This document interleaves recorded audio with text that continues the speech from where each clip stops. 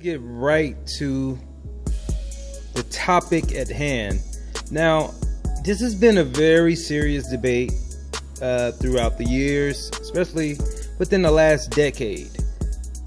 The question is, would you still buy or support today's female artists, top female artists like Nicki Minaj, Cardi B, Doja Cat, if they didn't have fake bodies, if they didn't quote unquote look like prostitutes and strippers? That's the question. Would you still buy their music? Now, I'll be the first to answer that from my point of view. Let's start with Nicki Minaj. Nicki Minaj is a good rapper without having that plastic surgery. So I would still, not today's Nicki, but we're talking about on the come up. In the beginning, I would still support that Nicki Minaj, just like I would still have supported Lil' Kim without her dressing like a hoe, pretty much. Now, it became a trend. So you got to look at who started all this, and we'll talk about Lil' Kim, because that's the queen bee for sure. She just started being more sexy, and hey, you can't argue with sex sales.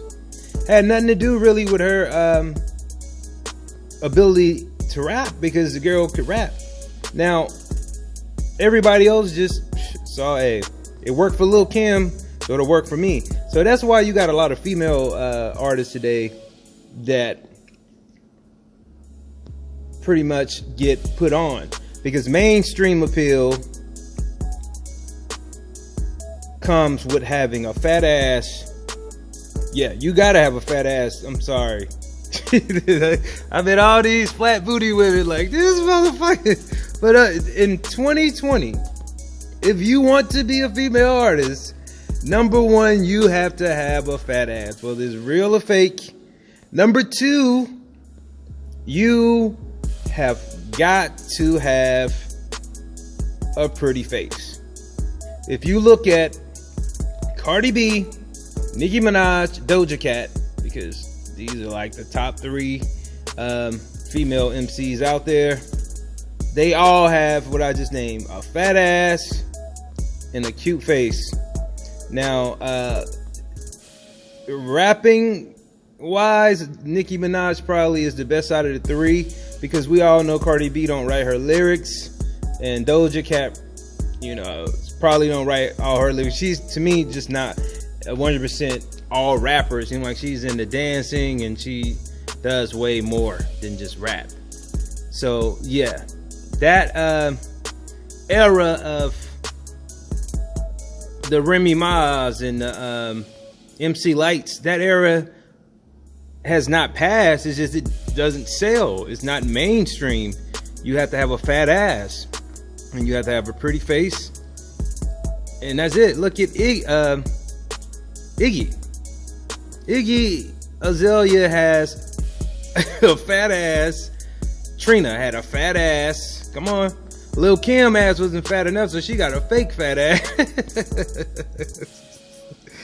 Yeah, but you look at people like Lauryn Hill. Eve was just everything you want in a rapper. Eve had a natural fat ass, pretty face, had it all. Eve just walked away on top, in my opinion, because of the Hollywood wanted her. She had her own shows, but she's like, I don't need to rap. She was making more money off of that sitcom than she was off her music. The list goes on. Lauryn Hill just had natural beauty, and she was considered multi-talented, so you can't label her just a rapper. This woman could sing better than most women that's out there that sing. Trina had a fat ass, so shall I go on? So that proves the point that I'm trying to get at. We all know Foxy. She sold her body to us in every form or fashion. She was pretty much naked in most of her pictures.